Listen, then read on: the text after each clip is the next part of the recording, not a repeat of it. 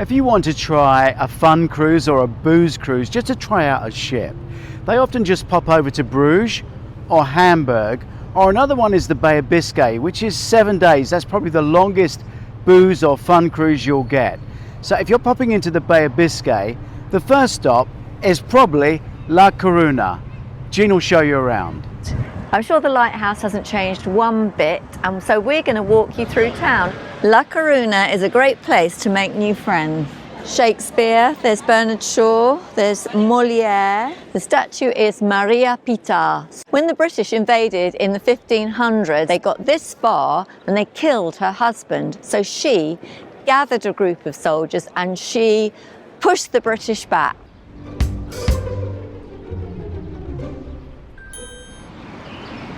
If you turn left from the port, you'll find this little park. It's nice to stroll through. There's lots of statues and waterfalls.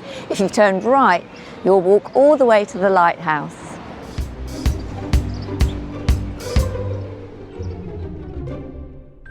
That was La Coruña, and if you want to see the whole film, then please check out our YouTube channel. And I advise that because it's not my favorite port. So you might want to check out what you want to see and what you don't want to see. Second up, Vigo. You may be going to Vigo.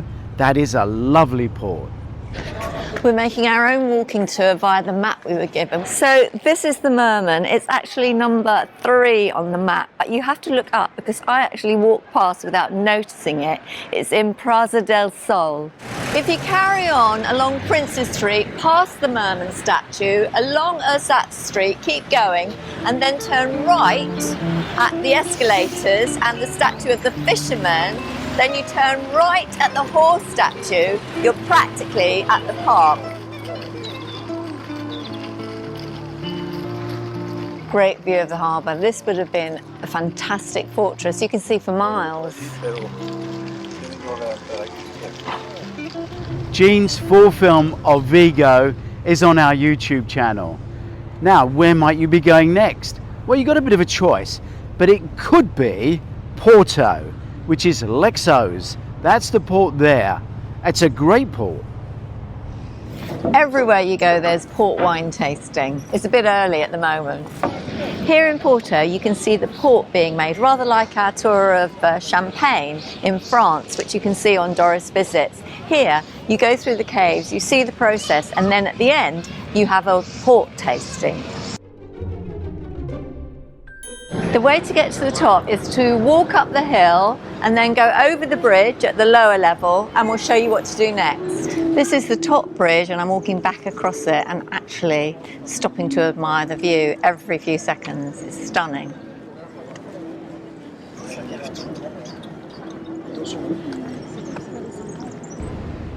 Failing that, you may be going up to Lisbon. That could be a little bit too far, but if you do go there, you're lucky because it is a fantastic port. So much to do, from palaces to the Time Out building. Welcome to Lisbon. There are 2 ships berthed in the new cruise terminal today, the Azamara Quest and the Spirit Adventure. And we've just walked a higgledy-piggledy route up the back streets to this fantastic vantage point. It took us about 10 minutes. But there is another way you could get to the top of the hill. So that's Joseph I, and he was the king at the time of the earthquake in 1755. The easiest way to explore Lisbon is to turn left from the ship, walk along the coastal road towards Commercial Square. You'll know it because of the huge statue of King Jose mounted on his horse in the middle. We're going to purchase a ticket from the metro to explore the city. Bus Metro daily ticket. This ticket supposedly gets you on metros, lifts, funiculars and trams. Let's see if it works. But it won't get you all the way to the palace. That's a couple of euros more. So we've arrived at the palace. It's just one straight road down and it's an 18-minute walk after the 18 minutes on the train. Not far. Not to be missed, the tiled ceramic canal. It's decorated with 18th century scenes, and the royal family often used to take a boat down here on sunny afternoons to enjoy themselves. The palace is often referred to as the Portuguese Versailles. Turn right through the square, you'll find the cathedral and all the sights. But if you want the trendy side of Lisbon, keep on walking. You'll find some old shacks And behind them, you'll find the Time Out building. And it's so worth a visit.